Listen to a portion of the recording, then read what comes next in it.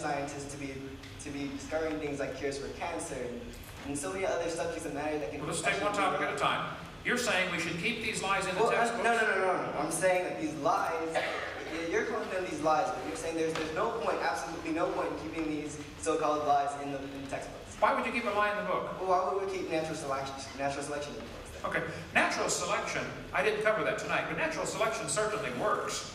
It has nothing to do with evolution. Natural selection selects. If I said I want to get a population of 12-foot people on this planet, so I'm going to kill everybody under 12 feet tall. Okay, I have nobody to select from. I'm never going to get a population of 12-footers by killing everybody under 12 feet tall. There is nobody to select from. I probably could develop a population of 7-footers on planet Earth. If I killed everybody under 7 feet tall, within a few generations, I'd probably have a population of 7-footers. Because there are some 7-footers to select from. There aren't any 12-footers to select from. So natural selection is a selection process. It's not a creative force. And here's where the biologists absolutely go screwy in their thinking. They think natural selection is going to create something. Natural selection.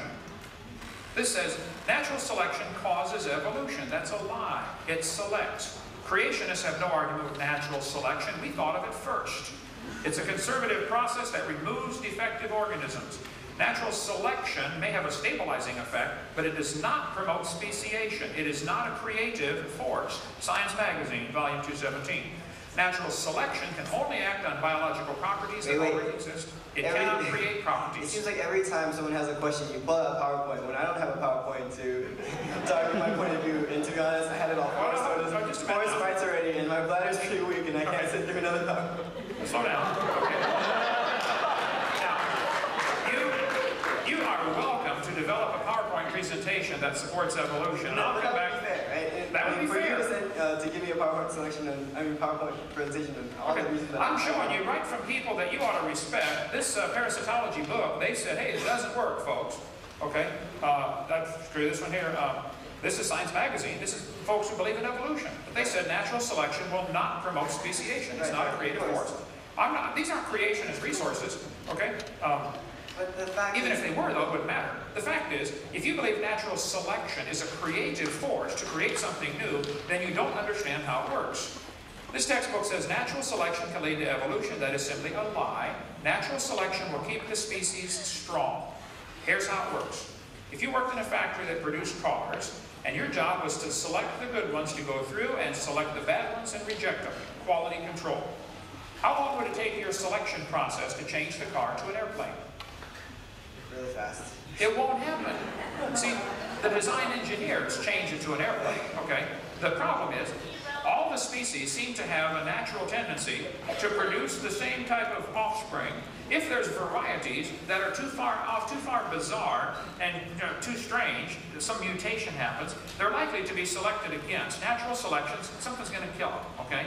If they can't run as fast or can't fly as fast or whatever, they're going to have some predator wipe them out.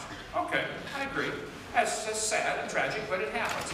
But natural selection is simply a stabilizing force. It's not a creative force. So, I agree with natural selection, but it doesn't help your theory at all. Well, my theory is basically that you're saying that lies shouldn't be in books, when I'm considering these lies as being observations that are written in books, and that everyone has the right to not read these textbooks if they don't want to. Wait, no, slow down, no, we'll talk one time. You're saying there are lies in the books, and everyone has a right to not read those books if they don't want to. Does everyone have the right to not pay for those books if they don't want to? Yeah, I think so. You think so? I think so. Good. Yeah, you're on my side then. Thank you, sir. That's all I want. Don't teach lies in the books.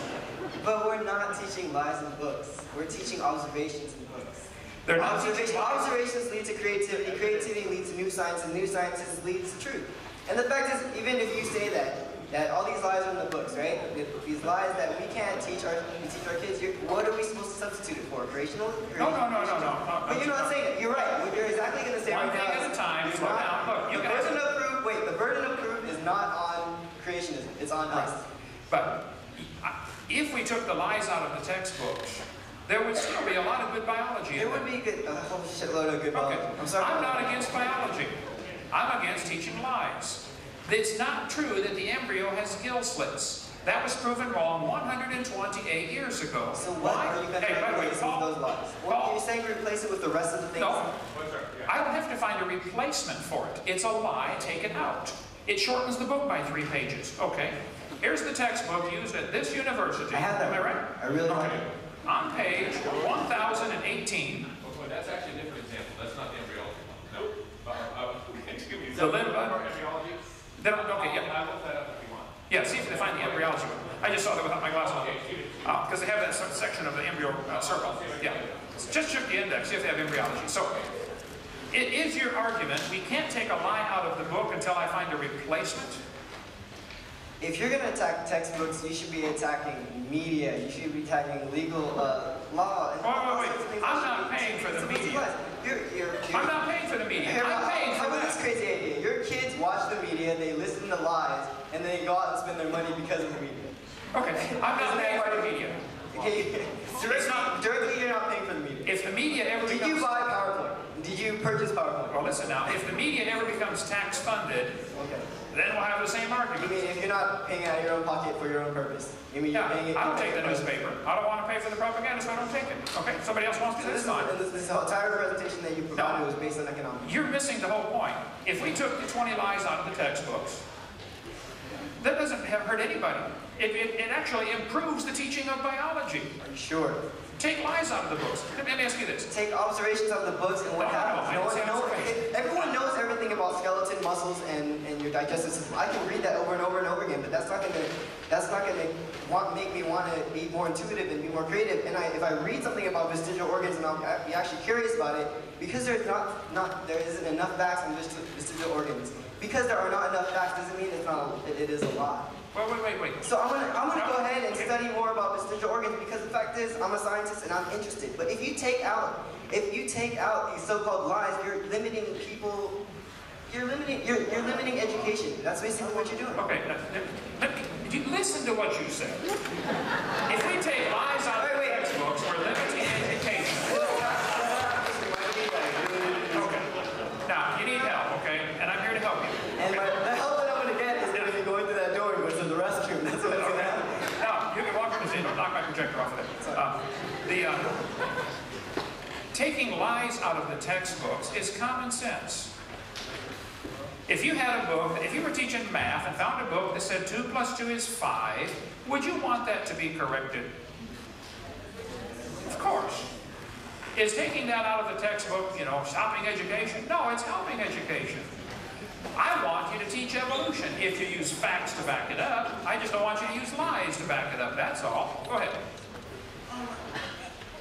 I would like to refer to fossils. I'm Timothy Underwood. I am a history major, and I am not a scientist. My knowledge of the question of evolution extends very little beyond general popularizations that you will find within the field.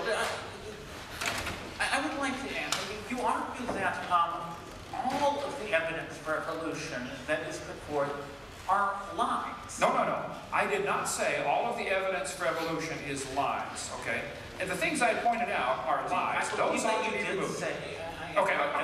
All of the evidence that I'm aware of that is typically used to support the evolution theory has been proven wrong. Take it out of the books. Now, if that leaves you with no evidence, I'm sorry. Get a new theory. That's one thing. Did you find gill slits in here?